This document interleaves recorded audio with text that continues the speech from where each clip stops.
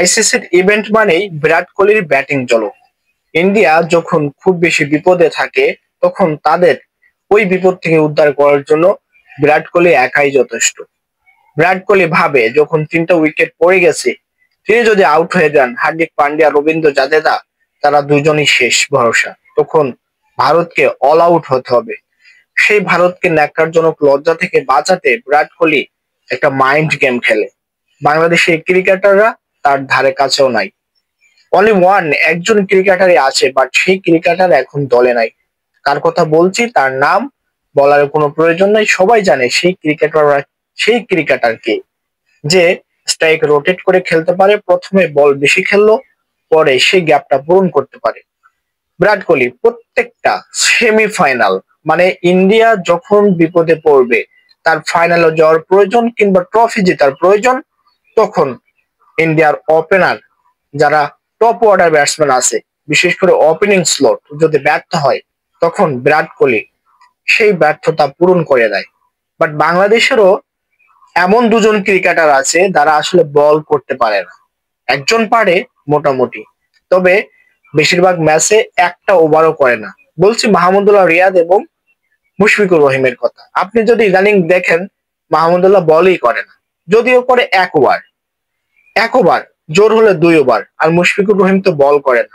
তাদের বাংলাদেশ ক্রিকেট টিমের রোলটা কি? নিশ্চয়ই তারা ব্যাটসম্যান। তো মাহমুদুল্লাহ রিয়াদের যে ইনিংস গুলো ছিল, লাস্ট তিনি যে 10 ইনিংস খেলেছেন, তার ভিতরে মাহমুদুল্লাহ রিয়াদ অনেক ভালো করেছেন। অবভিয়াসলি ভালো করেছেন, বলা যাবে না যে সে খুব বেশি খারাপ করেছেন, অবশ্যই ভালো করেছেন। বাট বাংলাদেশের ক্রিকেটাররা যেভাবে খারাপ খেলেছে, আসলে তার অন্ততপক্ষে তেমন কিছু করার নেই।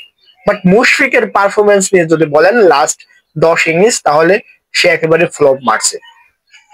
বিরাট কোহলি কিভাবে তার ইনিংসকে ডেভেলপ করেন, সেটা খুব বেশি বিশ্লেষণের প্রয়োজন নাই। তিনি প্রথমে ক্রিজে আসেন, আসার পর থেকে তিনি বাউন্ডারি ওভার বাউন্ডারি খেলার কথা, এটা তার মাইন্ডের ভিতরেই ঢোকান না।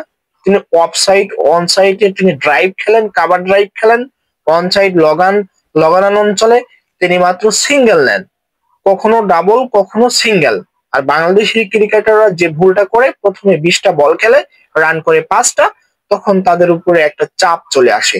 তখন তারা সেই যে একটা ঘাটতি পড়লো, সেই ঘাটতিটা তারা সুইপ শট খেলে, বাউন্ডারি মারতে যায়, ওভার বাউন্ডারি মারতে গিয়ে ক্যাচ আউট হয়ে ফিরে আসে। বাট বিরাট কোহলি এই ভুলটা করে না। আইসিসি ইভেন্টে বিরাট কোহলির মতোই পারফর্মার বাংলাদেশেও আছে, সাকিব আল হাসান। তিনি যেভাবে লাস্ট 10 আইসিসি ইভেন্টে পারফর্ম করে দেখিয়েছেন, আইসিসি ইভেন্টের লাস্ট 10 ইনিংস যদি আপনারা দেখেন সাকিব আল হাসানের, অবভিয়াসলি খুব ভালো পারফরমেন্স তার। কিন্তু সে তো দলে নাই, তার কথা বলেও লাভ নাই। কিন্তু বাংলাদেশের এই দুজন ক্রিকেটার, মাহমুদুল্লাহ রিয়াদ, মুশফিকুর রহিম, বিরাট কোহলির আশেপাশেও যেতে পারলো না কেন? প্রশ্নটা কিন্তু এখানে রয়ে গেল। তারা তো বল করে না, তাহলে তারা এতদিন ধরে ক্রিকেট খেলছে, তাদের ক্রিকেটেও মেধা আছে, তাদের এক্সপিরিয়েন্স আছে, অভিজ্ঞতা আছে, তাহলে তারা বিরাট কোহলির সমপরিমাণ ক্রিকেট কেন খেলতে পারছেন? এখানে অনেকে বলবে বিরাট কোহলি ভাই ওয়ান ডাউন পজিশনে ব্যাট করে, আর মাহমুদুল্লাহ করে একেবারে লাস্টের ফিনিশিং দিকে। ভাই, বাংলাদেশের ক্রিকেটাররা যে পরিমাণ ব্যাট করার সুযোগ পায়, আমার মনে হয় না ইন্ডিয়ার ক্রিকেটার ওই পরিমাণ ব্যাট করার সুযোগ পায়। বাংলাদেশ তো আগে অল আউট হয়ে যায়, অনেক ওভার পড়ে থাকে, সে ওভার গুলোতে রান করতে পারে না। আমরা দেখেছি শেষের দিকে এসো অনেক ব্যাটাররা এমন ভাবে ব্যাট করেছে যে বল খেলেছে 80টা, রান করেছে 50টা। আধুনিক ক্রিকেটে এটা কোনোভাবেই সামঞ্জস্যপূর্ণ আচরণ হয় না। ব্যাটিং এর এ ধরনের আচরণ নিয়ে বাংলাদেশ যে ভালো কিছু প্রত্যাশা করবে, সে প্রত্যাশাটা আসলে করা যাবে না। বাংলাদেশের ক্রিকেট ডেভেলপ হচ্ছে না, ক্রিকেটীয় মনোভাব নেই, গেম প্ল্যান নেই। তারা সবসময় এমন ভাবে বিশৃঙ্খল জীবনযাপন করে, যেমনটা ক্রিকেটের বাইরে অন্যান্য মানুষ করে থাকে। যারা অ্যাথলেটের ভিতরে আছে, তারা কখনো বার্গার খাবে না, তারা কখনো অন্যের ওই দাওয়াত এক্সপেক্ট করে হোটেলে গিয়ে ভাজাপুরি খেয়ে তাদের পেটটাকে নষ্ট করবে না। এ ধরনের ক্রিকেটার অন্তত ইন্ডিয়ার ক্রিকেটে নাই, অস্ট্রেলিয়ার ক্রিকেটে নাই, ইংল্যান্ডের ক্রিকেটে নাই। এটা শুধুমাত্র বাংলাদেশের ক্রিকেটে আছে বলেই বাংলাদেশ আজকে দারুণ পারফর্ম করছে, যে পারফরমেন্সে বাংলাদেশের মানুষ টোটালি হতাশ হতাশ হতাশ। খুবই হতাশ।